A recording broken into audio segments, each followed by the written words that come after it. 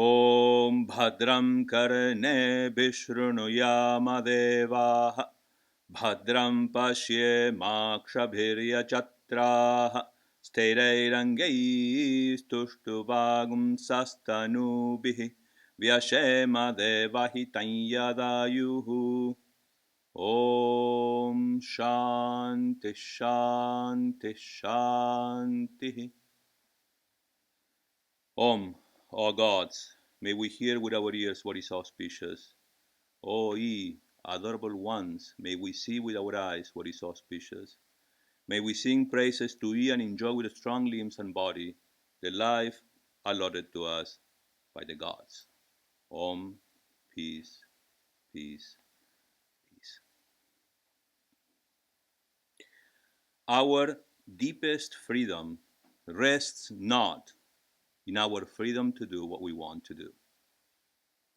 Our deepest freedom rests not in our freedom to do what we want to do, but rather in our freedom to become,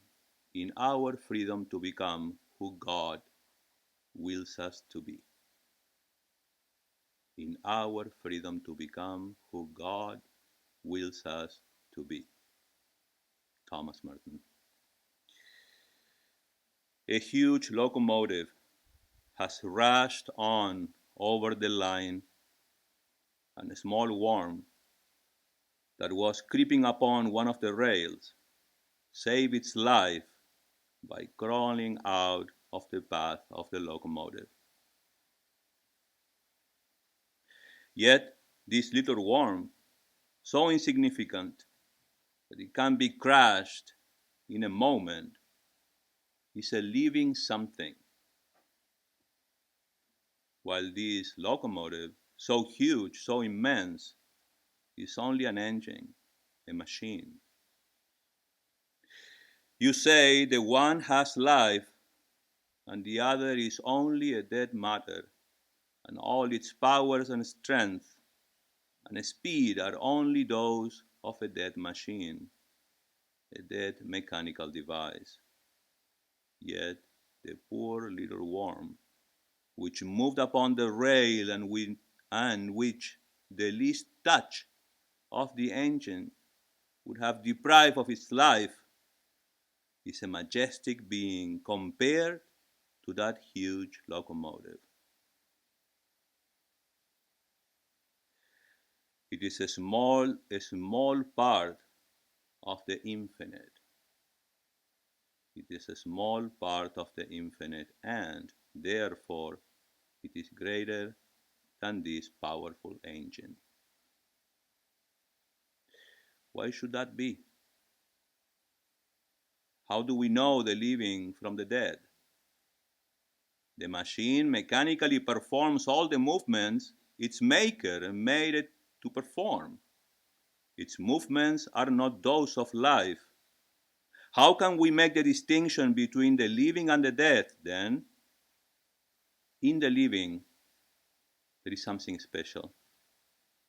In the living, there is freedom. In the dead, all is bound. This freedom that distinguishes us from mere machines is what we are all striving for. This freedom that distinguishes us from mere machines is what we are all striving for. To be more free is the goal of all our efforts, for only in perfect freedom can there be perfection.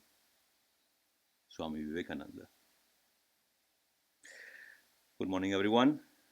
Welcome to Ramakrishna Monastery, and Happy Mother's Day. This is indeed a very special day. We honor the goddess, God in the form as Mother. Our topic today is very important. All our topics are important. Let us examine what we truly seek. Do you know what you want? Do you know what you are truly looking for in life? In our life, it is more evident, it is more than evident that we are constantly seeking. It is more than evident that we are constantly seeking. We don't know exactly what that is, but we are desperately seeking. Does it happen to you? What is this? Our restless mind is always trying to find ways to express itself by fulfilling its most deepest desires. We spend our life wanting. We want security. We want love. We want success. We want peace. We want meaning. We change jobs, relationships, cities, routines, even a spiritual path, always chasing the next thing that promises to make us feel complete.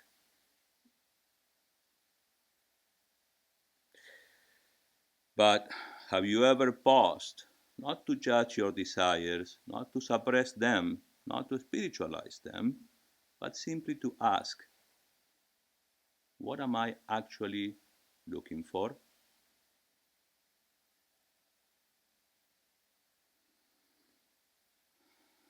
In this regard, Vivekananda says, what is in mine, he says, what is mine but the ceaseless inquiry into the meaning and mystery of life? What do we want? What are we seeking? What are we actually looking for? What is the goal of life?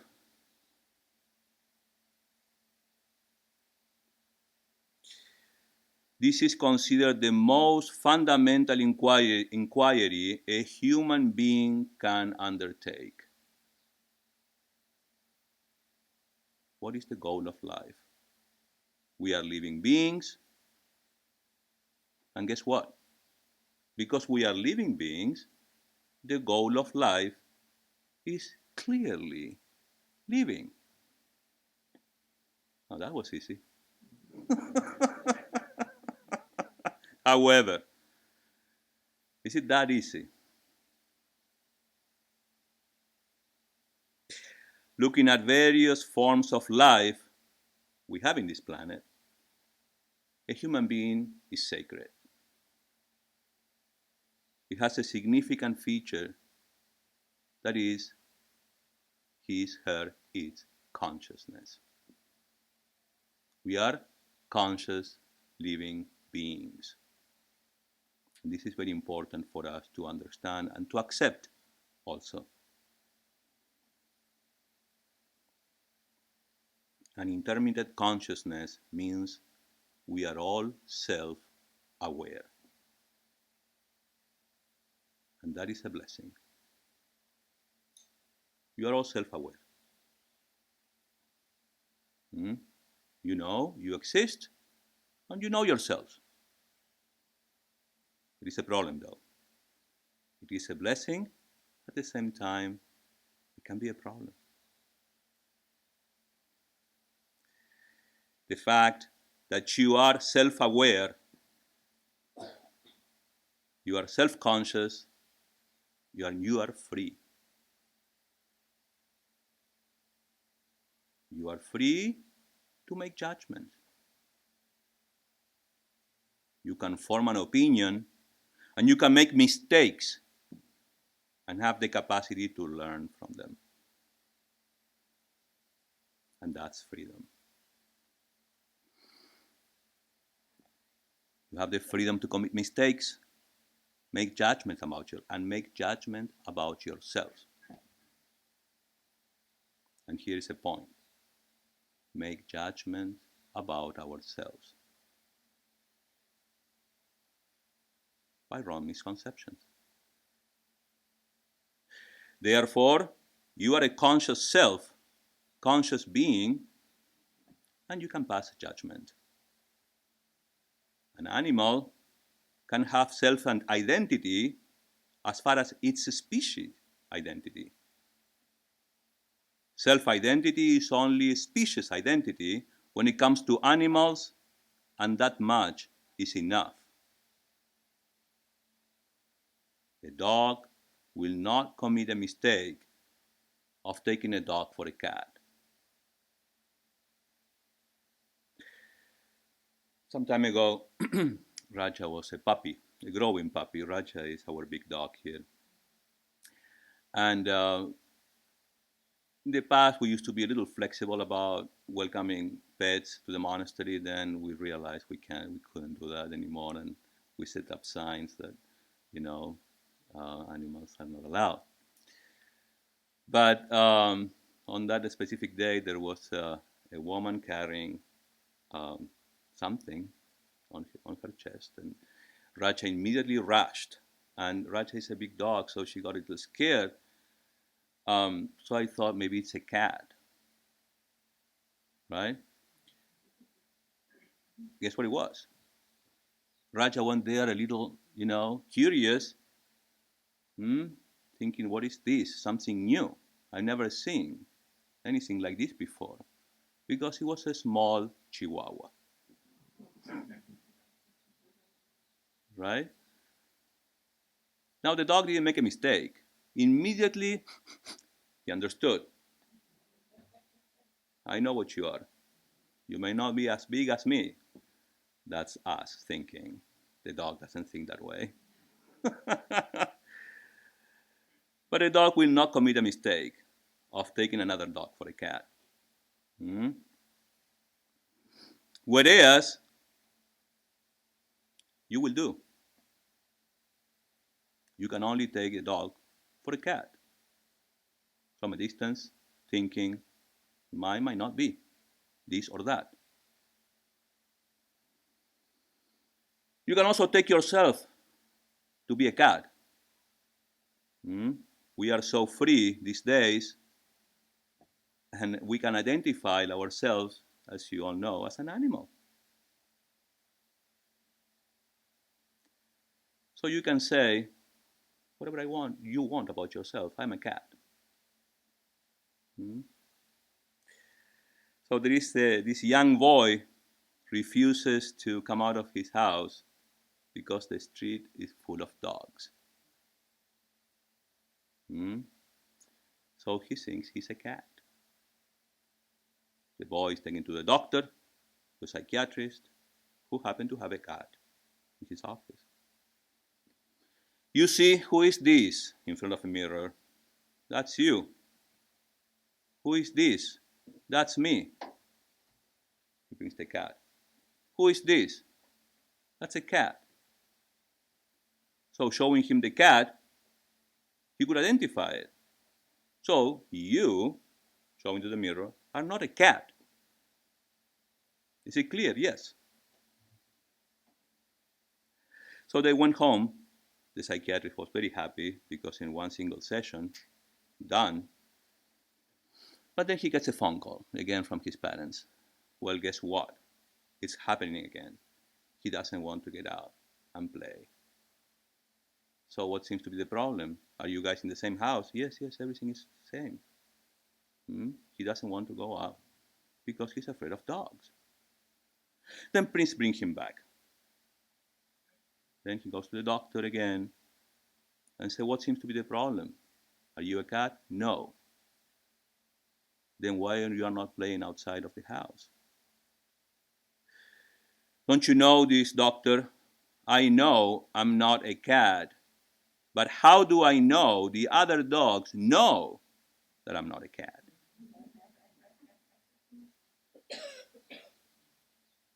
No cat has this problem.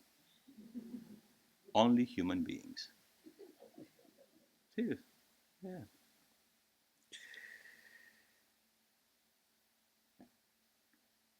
That which can be abused is freedom.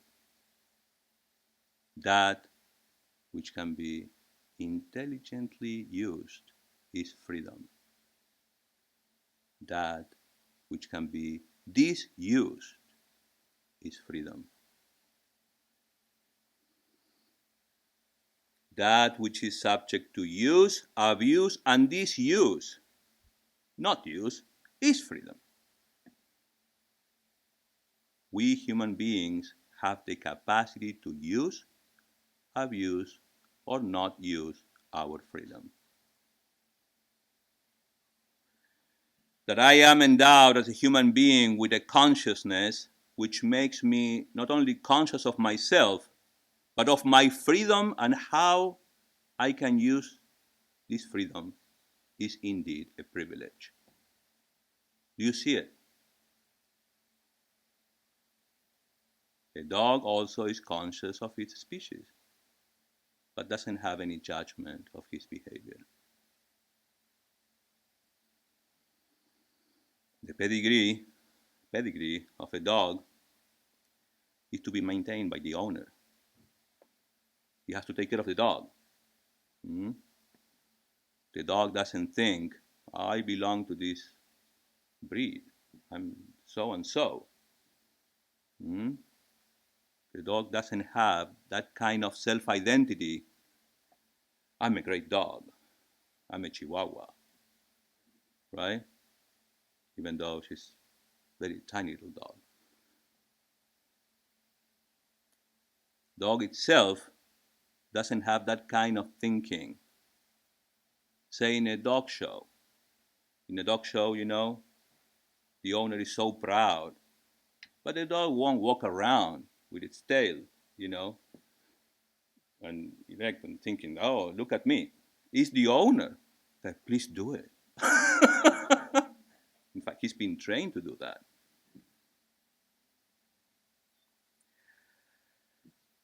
So the dog doesn't know why its owner is happy. Other dogs also don't know why their masters are not happy or sad. A dog is happy being a dog. A cat is happy or seems to be happy being a cat. But a human being is never happy being what he or she is.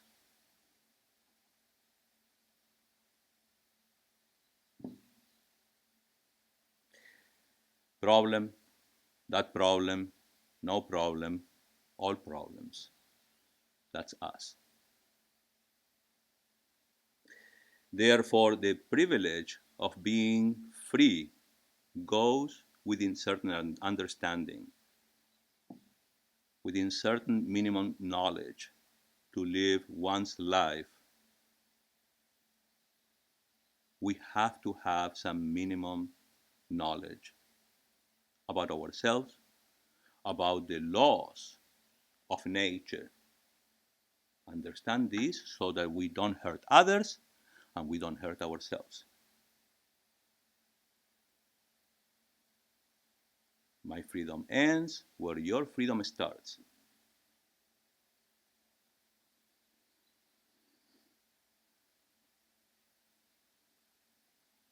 In this world, one has to learn how to live one's life without hurting others and without hurting oneself.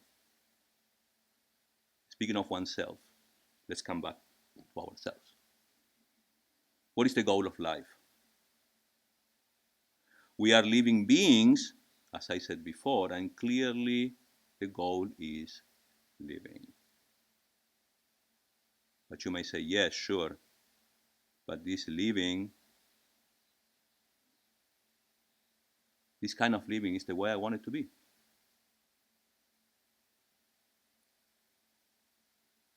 I'm not happy with my living. I'm not satisfied.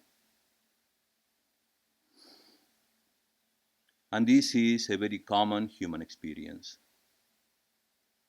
We are never satisfied enough. To stop, to inquire where should I find satisfaction is a question we avoid.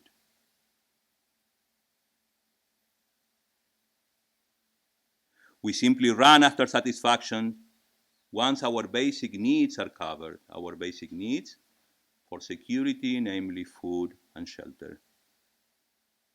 But even when we manage to cover those basic needs, That's not enough. Desires keep growing in our minds. I want more. Now that I have discovered, I want to enjoy life.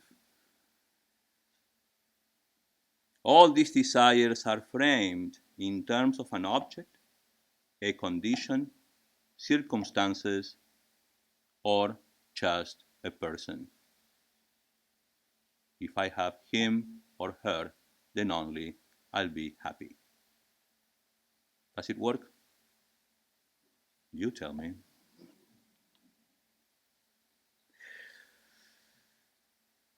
We believe that satisfaction, peace, or fulfillment will arrive when that thing is obtained. But if we observe our lives, when we finally get what we wanted, how long does the satisfaction last? How long does the satisfaction last? A day? A week? A month? Then suddenly a new want arises, a new lack. This is natural. You know that. This is a pattern. And patterns are clues. It's not the object. You don't actually want the object. You want the feeling you believe the object will give you. The feeling you believe the object will give you. I feel incomplete, and this is the starting point. Not a philosophical idea, but a lived sensation.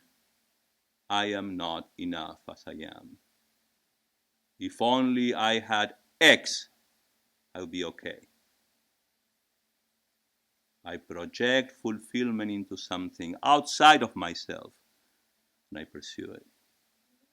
Energy, time, attention, even sacrifice, all directed outward.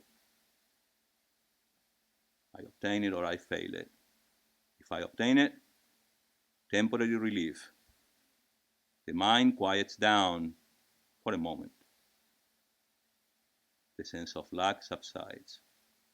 But if I fail, frustration, self-doubt, and I have to try again, of course, the cycle repeats until we understand that this examination was never optional.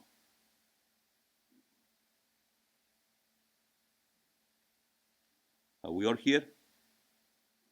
This is not optional. This repeats itself in our lives. It is a demand. It is unavoidable, inevitable. The sense of lack needs to be addressed. Maybe that's the reason why you're here.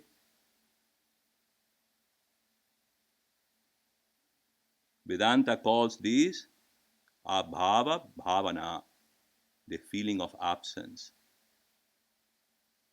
It is the deep, often unspoken conviction that I am missing something essential. We have this misconception that desires are bad. We usually say, oh, you have to annihilate all your desires. And you go like, you scratch your head and you think like, wow, that's tough. Of course it's tough. How can you do that? How can you live without desires?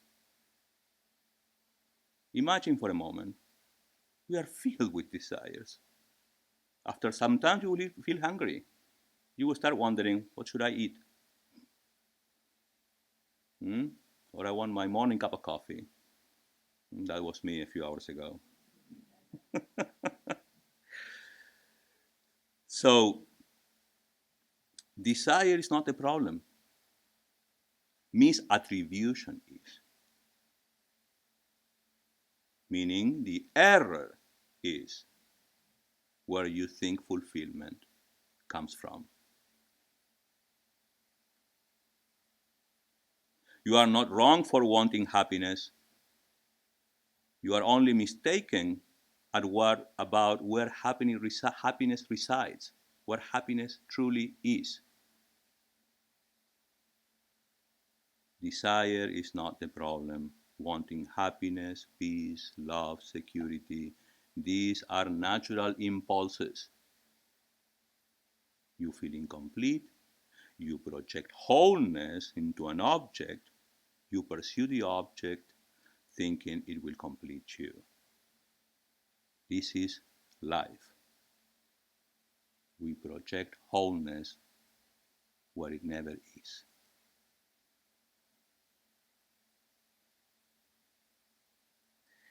This misattribution, attributing your happiness to something external when happiness is actually your own swarupa, your own nature. You are looking for in the outside what you already are. Have you heard this before? You have, right? Well, it's true. It's true. Every time you fulfill a desire, you experience peace, happiness, and you think, oh my God, I need this. And then it goes away. And then it wasn't this. Then something else. That happiness you experience is not the object. It is what triggers within you. When that spark, that magic of fulfilling a desire happens, you are fulfilled for a moment. You are experiencing your own being, your own nature. You think it's the object. You think it's the situation.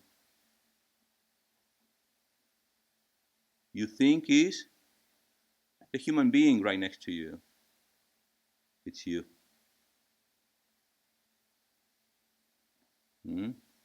We don't know this. Unfortunately, we were never trained to know this and how to undo our constant want and falling in love for things that are temporary.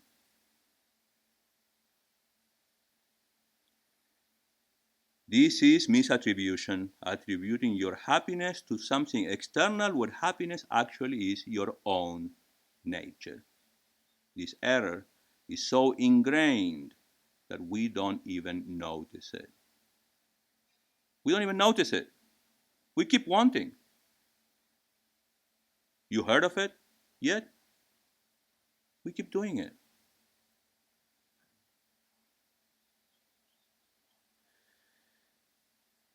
I am limited, separate entity who needs something to be whole. This is a misapprehension. Why do we misattribute happiness to objects, people, or states of mind? This is a question. Vedanta says it is simply, it's called avidya,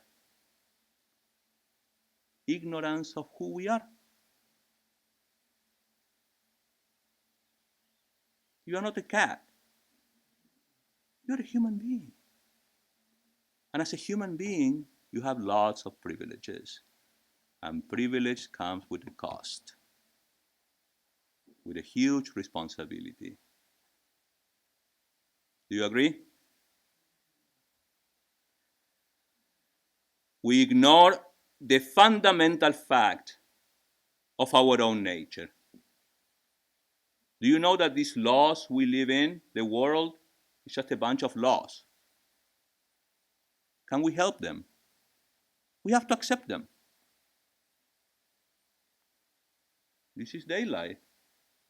Can you do anything about it? Acceptance. Well, the scriptures demand that you accept the fact that you are a conscious living being and that your nature is of bliss. bliss. Bliss is more than happiness. It's within you. Vedanta demands you accept this, please. I know you will be like, wait, but then you start there.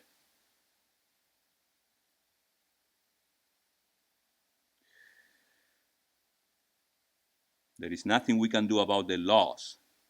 The laws are statements of facts as they are. Swami Dhyanayogananda calls this Maya. You heard the word Maya. Things as they are. Nothing we can do. Where there is good, there is bad. Can we stop this? Well, where there is good, there is bad.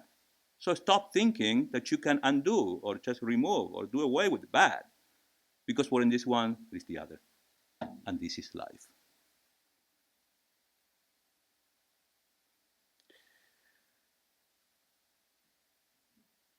In the same way, Vedanta demands we accept our nature. Ananda Swarupa. We, I, you, all need to find capital self-satisfaction. You start here, my friends.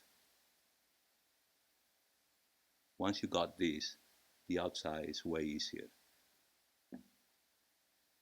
When there is fullness inside, when you are satisfied after eating a good meal, hearty meal, and you are offered dessert, what do you say? Thank you. I have enough. With a happy, with a smile. You don't regret nothing. Just, I'm fine. I don't need any more.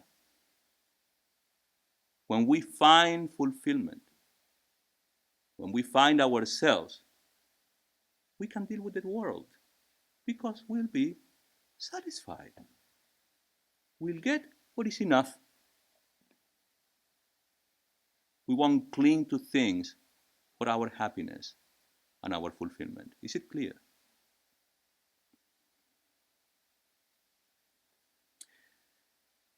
We need self-satisfaction. Desires arise because you are happiness itself, Ananda Swarupa.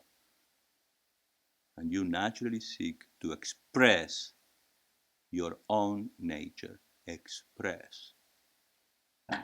You want to love and be loved. No fear in between.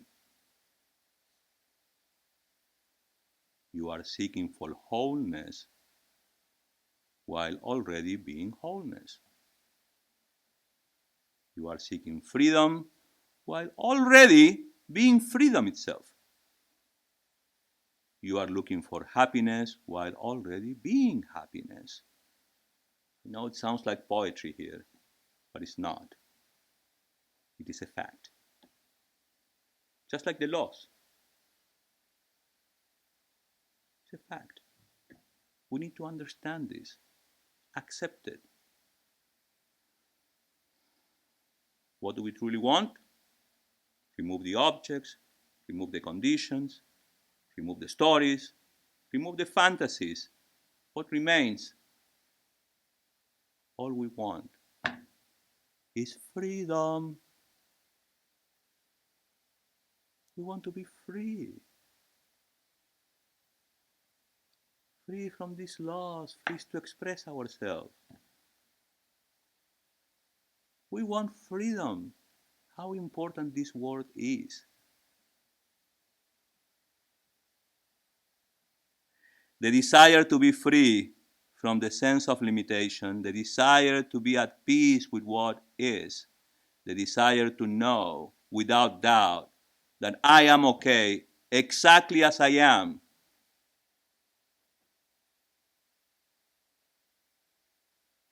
What happens to us? Oh, now I want this. Now I want that. The new model, the latest model.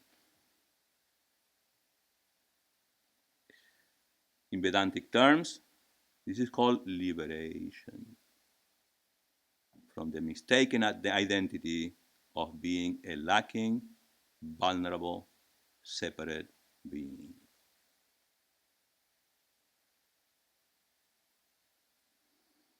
Anando Brahma.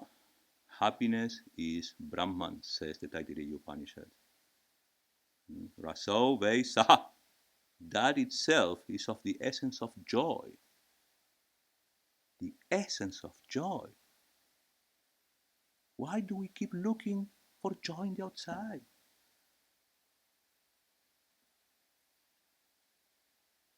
You do not become happy by acquiring something. You recognize that happiness is your very nature. Ananda Swarupa. Even the desire for liberation that we have, consciously or unconsciously, is a desire. So we have to understand desires and channel them wisely. When this is clearly understood, desires don't vanish,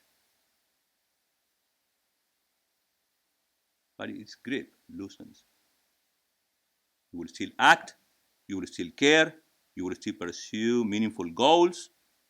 And this is important, particularly for you, because life goes on. But you no longer depend on them for your sense of worth and peace.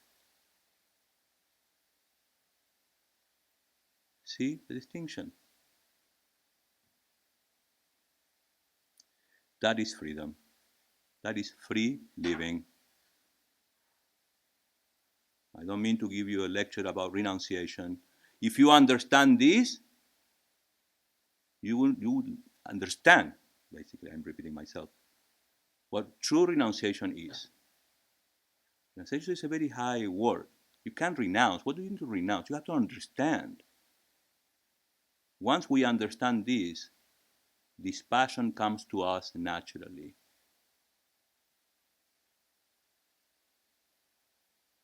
In Vedantic terms, called Vairagya. But that is for all of us. Once we understand this, I don't know why. For what? I will fall into a loop again. Let me come back to myself. Let me commit to my spiritual life. Let me commit to have an inner life.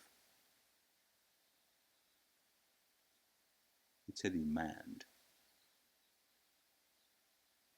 A demand. It's a must. Sooner or later, we'll have to accept this.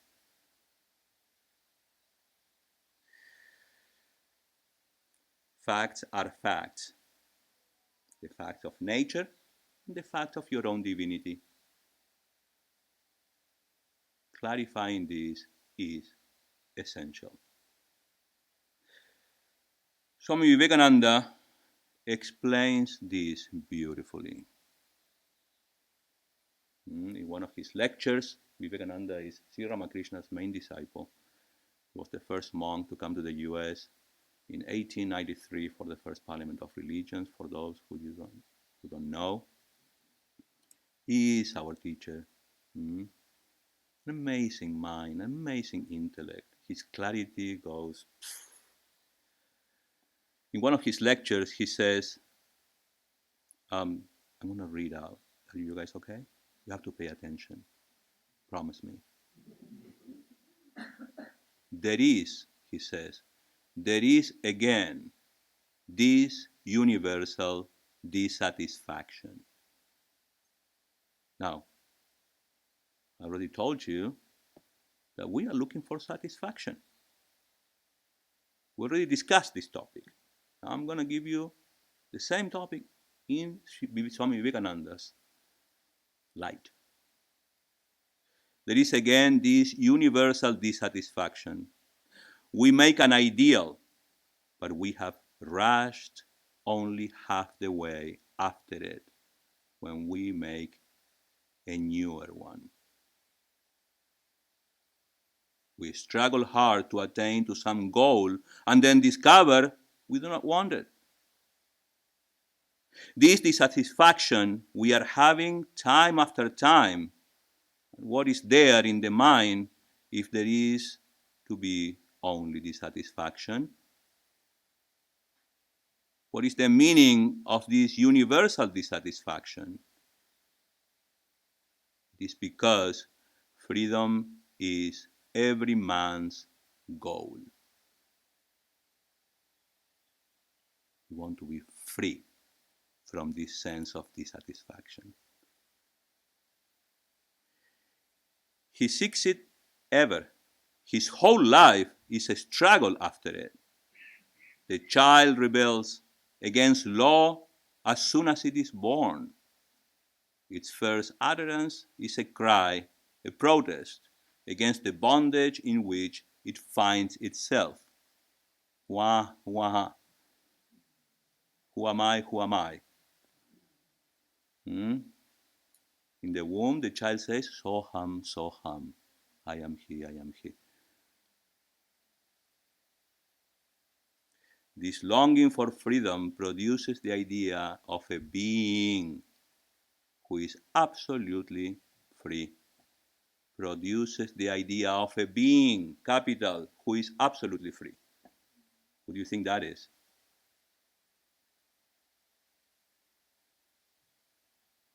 God. You. Because you feel it, because you know it. You want to be free.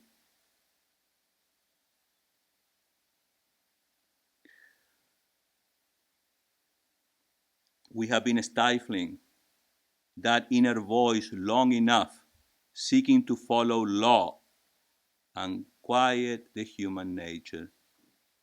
But there is that human instinct to rebel against nature's law. We've been seeking to follow this law every day of your life, our lives, until now, I hope, to quiet that human nature. But there is this human instinct to rebel against these natural laws. We rebel and cry out, no law for us. As long as we obey the laws, we are like machines. And on goes the universe, and we cannot break it.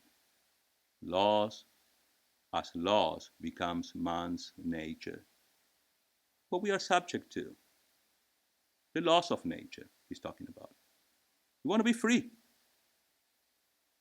The first inkling of life on its higher level is in seeing this struggle within us to break the bond of nature and be free. The first inkling of life on its higher level is in seeing this struggle within us to break the bond of nature and to be free. Freedom, he says, oh freedom, freedom, oh freedom is the song of the soul. Bondage, alas, to be bound in nature seems its fate. There must be a meaning in all this search, this endeavor to understand life, to explain life. It is not meaningless and vain. It is man's ceaseless endeavor to become free. This knowledge, which we know, we now call science, has been struggling for thousands of years in its attempt to gain freedom, and people ask for freedom. More, more. Yet there is no freedom in nature. It is all law. Still the struggle goes on, nay, the whole of nature, from the very sun to the atoms, is under law. And even for man, even for us, there is no freedom in nature. He says, but we cannot believe it. We cannot believe it. We have been studying laws from the beginning and yet cannot, will not believe that man is under law. That's us. The soul cries ever, freedom, oh freedom. Now, with the conception of God as a perfectly free being, man cannot rest eternally in this bondage. With the idea that there is a free being, what would you want if you are a robber and you know that next door there is a bag with gold? Will you rest, or you will start constantly thinking, how can I get hold of that? How can I make a hole on the wall?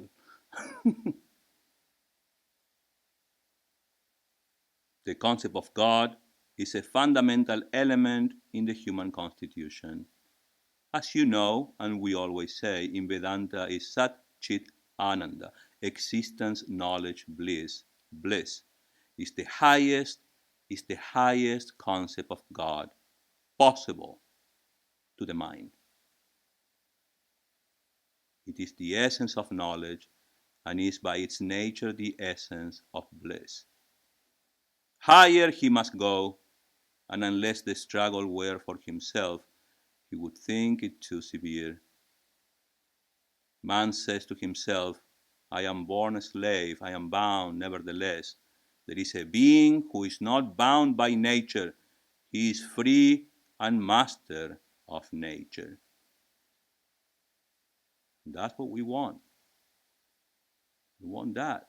We want to get back. The conception of God, therefore, is as essential and as fundamental a part of mind as the idea of bondage.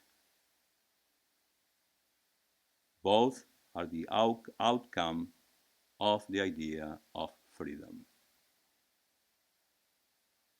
God, bondage are the outcome of this idea of freedom. There cannot be life, even in the plant, without the idea of freedom. In the plant or in the worm, life has to rise to the individual concept.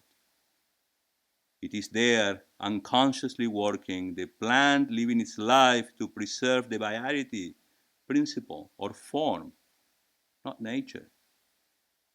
The idea of nature controlling every step onward overrules the idea of freedom. The idea of nature controlling every step onward overrules the idea of freedom. Onwards goes the idea of the material world. Onwards moves the idea of freedom. Still, the fight goes on. The embodiment of freedom, the master of nature, is what we call God.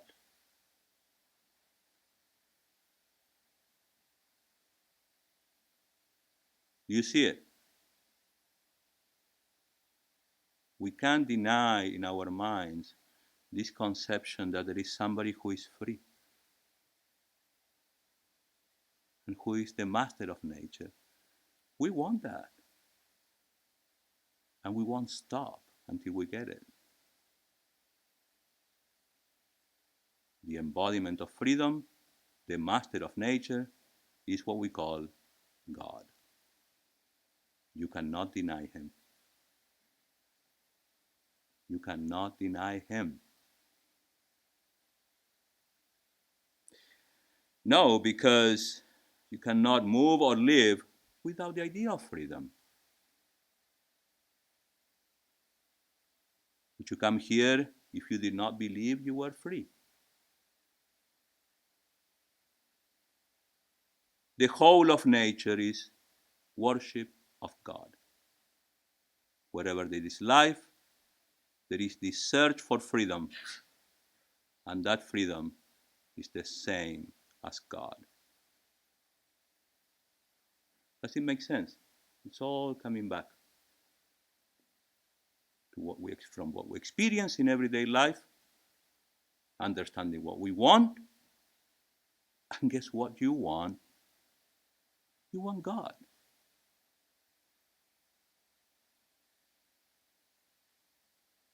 The universe itself can never be the limit of our satisfaction. Listen to this, it's beautiful. The universe itself can never be the limit of our satisfaction.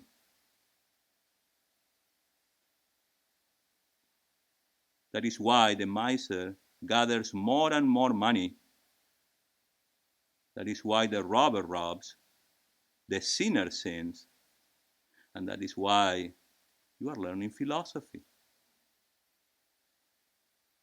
All have one purpose. There is no other purpose in life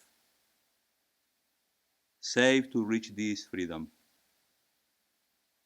Consciously or unconsciously, we are all striving for perfection.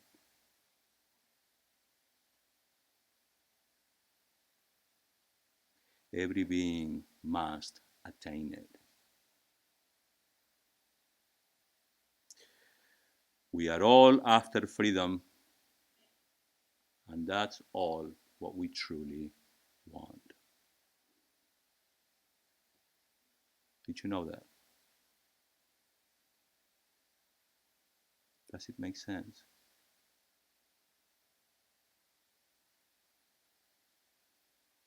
You will not find this in the sense objects. You will only find this in your own nature. So, as I always say, you guys, all of us, God demands that we come back to ourselves to find that fulfillment. We must have an inner life.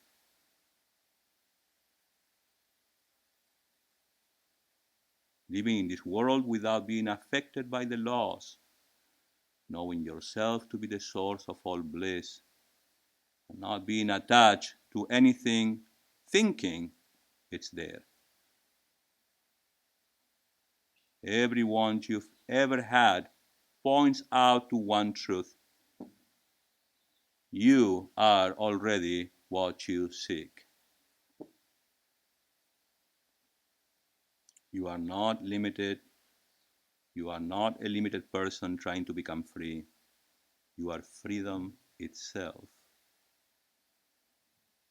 Learning to stop denying it.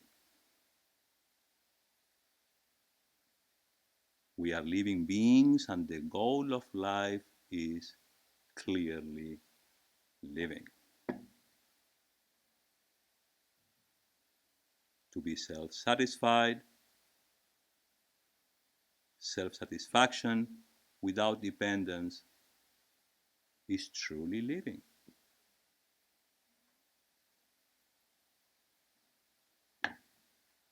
This is inevitable.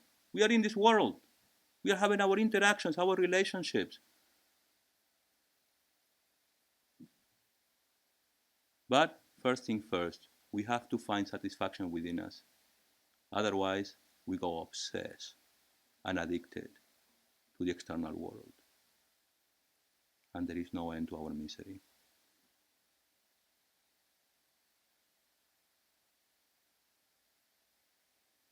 This universe cannot be the limit to our satisfaction. It cannot be found. It can only be found in understanding the realities of the laws we are subject to and the reality of our true nature.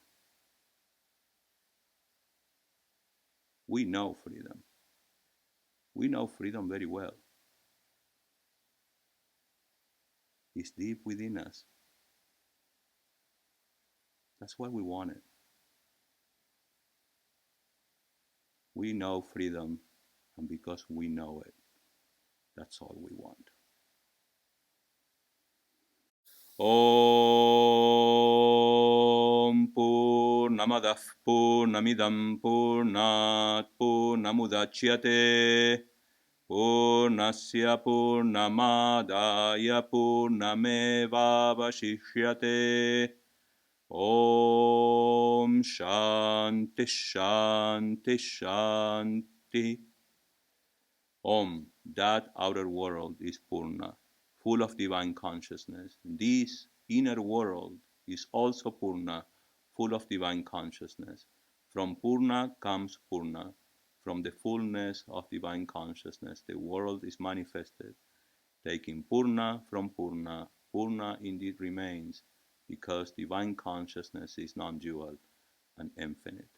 Om, peace, peace, peace be in all. Thank you.